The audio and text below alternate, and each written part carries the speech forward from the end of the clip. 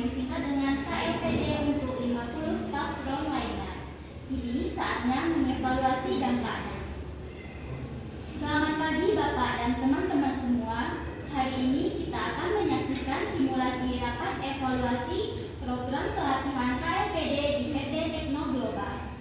Evaluasi akan dilakukan dengan menggunakan 4 level.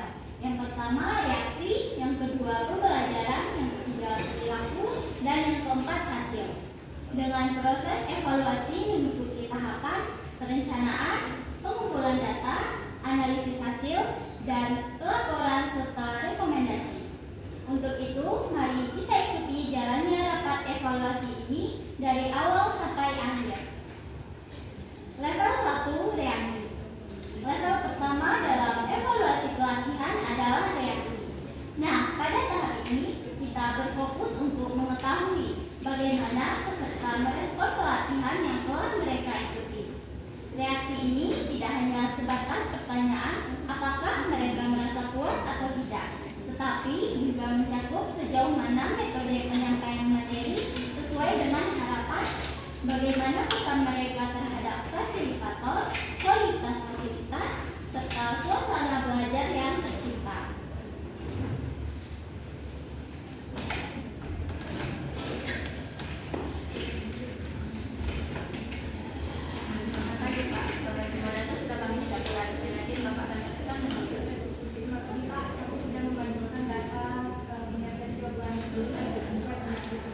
Baik, terima kasih sudah bertindak di data.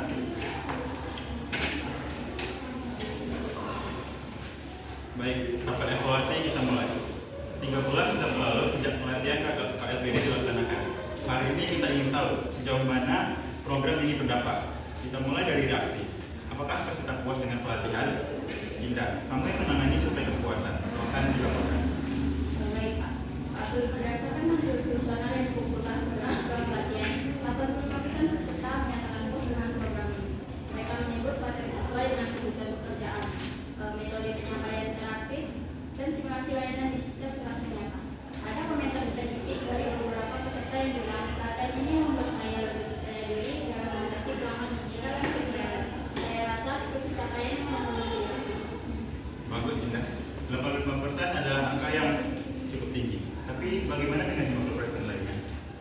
Ya benar Pak, ada 15% yang memberikan penilaian netral atau kurang puas. Keluhan mereka umumnya terkait hal teknis, ruangan yang agak panas, kursi yang kurang nyaman, terutama masalah koneksi internet yang sempat lambat saat sesi praktik. Itu membuat beberapa peserta merasa latihan jadi kurang maksimal. Poin penting. Artinya mayoritas puas, tapi fasilitas masih harus diperbaiki. Nah, Zahra, bagaimana pendapatmu dari sisi analisis data? Menurut saya, diskusi itu memang menjadi indikator awal yang baik, tapi jangan terlalu cepat puas. Kepuasan tidak otomatis berarti pelatihan efektif. Banyak program pelatihan yang dinilai menyenangkan, tapi tidak meninggalkan dampak nyata. Jadi, reaksi harus dilihat sebagai data awal, bukan kesimpulan. Betul, ini sesuai. Sekarang kita berada di tahap pengumpulan data. Data kepuasan tersebut ini penting, tapi masih harus kita lanjutkan ke level berikutnya. Indah, saya butuh validasi langsung. Data kuesioner ini kuantitatif. Untuk memperkuat akurasi, kita perlu data kualitatif. Tolong minta aku sebagai tim frontliner masuk sebentar.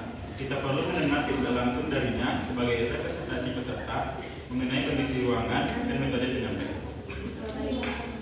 Halo Pak Agus, saya adalah staf pelatihan yang bersemangat. Bapak diminta datang ke ruang rapat segera. Beberapa saat kemudian, Agus memasuki ruangan.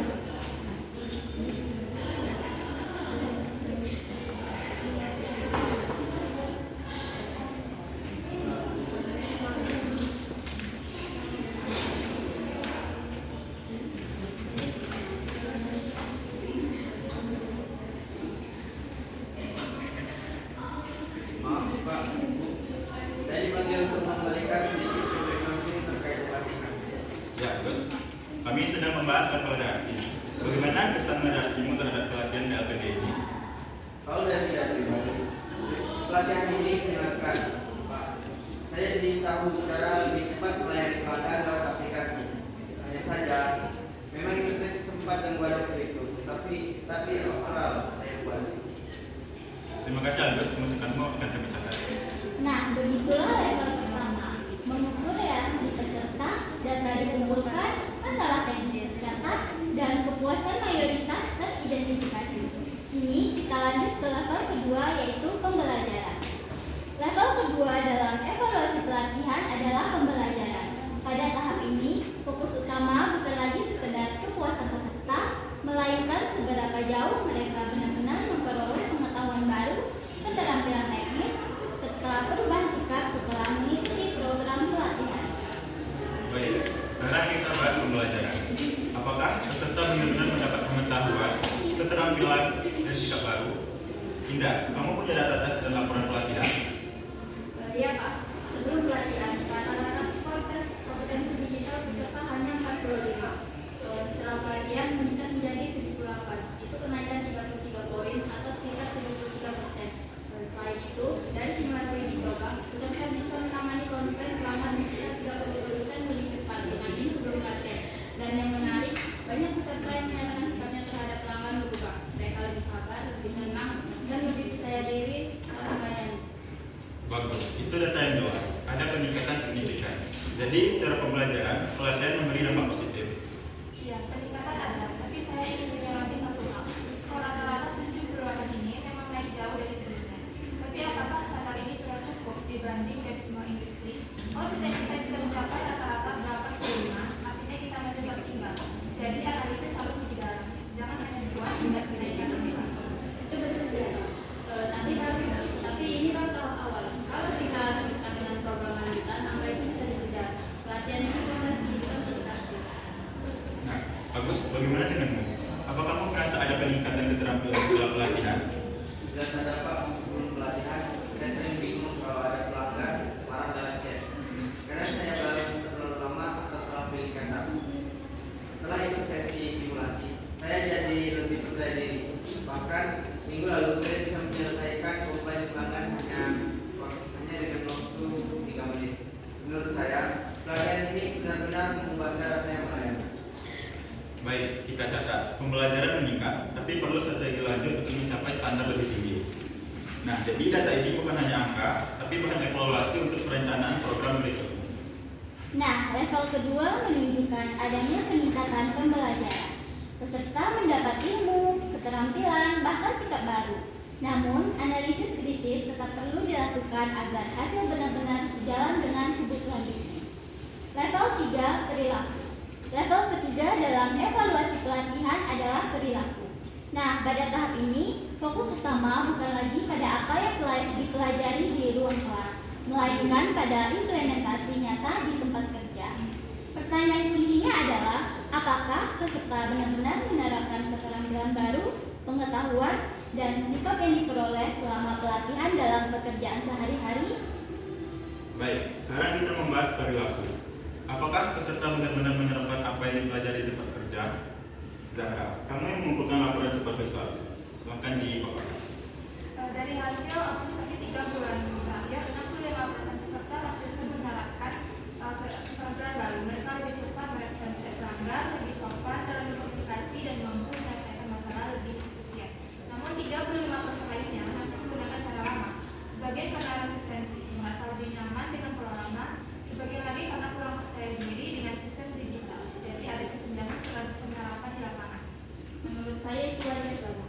Perubahan perilaku memang butuh waktu. Yang penting, mayoritas sudah mulai berubah. Kalau kita buat program pendampingan atau operasi, saya yakin angka 65% itu bisa naik mendekati 90%. Nah, Agus, bagaimana menurutmu? Apakah kamu sendiri sudah konsisten menerapkan keterampilan baru itu? Saya akui awalnya agak canggung Pak, karena saya balik ke cara lama karena merasa lebih cepat. Tapi setelah supervisor mengingatkan, saya coba pakai cara baru. Sekarang sudah terbiasa. Teman-teman lain juga mulai saling mengingatkan. Jadi meski butuh waktu, saya lihat perubahan ini makin terasa lebih baik di depan. Ini catatan penting. Perubahan perilaku adalah inti dari pelatihan. Tanpa perubahan nyata di tempat kerja, pelatihan hanya berhenti sebagai teori. Inilah bagian dari analisis hasil yang menunjukkan apa yang sudah tercapai dan apa yang masih kurang. Setuju Pak, tapi jangan lupa perubahan perilaku tidak hanya dilihat dari niat,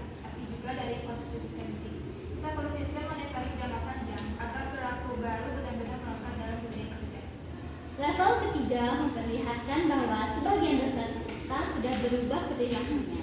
Namun, resistensi dan kebiasaan lama masih menjadi tantangan. Evaluasi harus berlanjut agar perubahan ini tidak bersifat sementara. Level 4 hasil. Level keempat dalam evaluasi pelatihan adalah hasil, yang menjadi puncak dari seluruh proses evaluasi. Nah, pada tahap ini, perhatian kita beralih dari individu ke organisasi secara keseluruhan. Pertanyaan utamanya adalah, apakah pelatihan benar-benar memberikan dampak nyata terhadap kinerja perusahaan, baik dari sisi produktivitas, efisiensi, kualitas layanan, maupun pencapaian target bisnis?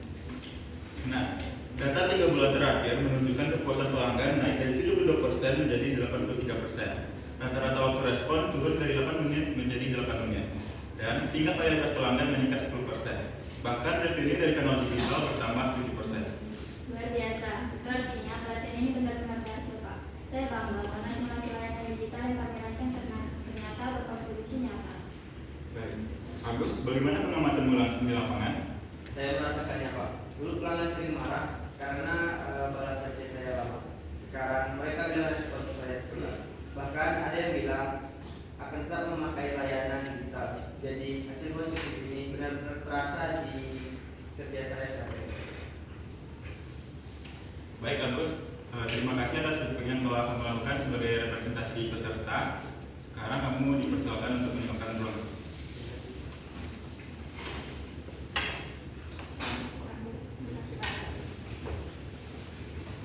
Oke, baik. Kita lanjutkan. Baik, datanya memang positif, tapi kita harus hati-hati menarik kesimpulan. Apakah peningkatan ini murni dari pelatihan atau ada faktor lain seperti promosi marketing atau perbaikan sistem IT perusahaan? Evaluasi harus bisa membedakan antara dampak langsung dan dampak tidak langsung. Betul, Zahra. Itu sebabnya ditekankan tahap pelaporan dan rekomendasi. Jadi, nanti laporan kita bukan hanya menyebut hasil positif, tetapi juga rekomendasi strategis. Nah, beberapa rekomendasi strategisnya yaitu perbaiki fasilitas teknis, terutama internet. Yang kedua, tambah sisi coaching untuk memperkuat perubahan perilaku. Yang ketiga, yaitu integrasikan pelatihan ini ke strategi digital jangka panjang perusahaan. Dengan begitu, dampak positif bisa berkelanjutan dan lebih kuat. Level keempat memperlihatkan dampak nyata pelatihan pada kinerja organisasi. Meski faktor eksternal tetap harus diperhitungkan, rekomendasi strategis perlu disiapkan agar pelatihan benar-benar mendukung tujuan bisnis. Selanjutnya, kesimpulan rapat. Baik, kesimpulan rapat evaluasi kita pada hari ini jelas. Yang pertama, reaksi peserta mayoritas positif dengan catatan fasilitas perlu ditingkatkan. Yang kedua, pembelajaran meningkat signifikan, meski standar industri masih harus dikejar. Yang ketiga yaitu perilaku sebagian besar berubah, tapi masih ada resistensi yang perlu ditangani. Dan yang keempat yaitu hasil organisasi menunjukkan peningkatan nyata, namun harus dilihat bersama faktor lain. Semua ini sesuai dengan tahapan evaluasi. Nah, evaluasi bukan hanya formalitas, tetapi alat strategis untuk memastikan pelatihan benar-benar berdampak. Terima kasih, Pak. Saya merasa hasil ini membuktikan bahwa inovasi dalam pelatihan ini tidak sia-sia. Ya, hasilnya bagus, tapi kita tetap harus konsisten mengukur dan membandingkan dengan target bisnis. Dengan begitu kita bisa terus memperbaiki program pelatihan ke depan. Baik, rapat evaluasi kita selesai. Laporan lengkap akan saya sampaikan ke direksi dengan rekomendasi perbaikan dan tidak lanjut. Demikianlah simulasi mengukur dampak dan impact issue. Dari sini kita belajar bahwa evaluasi pelatihan bukan hanya menilai apakah pelatihan berjalan baik, tetapi apakah benar-benar memberikan dampak bagi individu dan organisasi.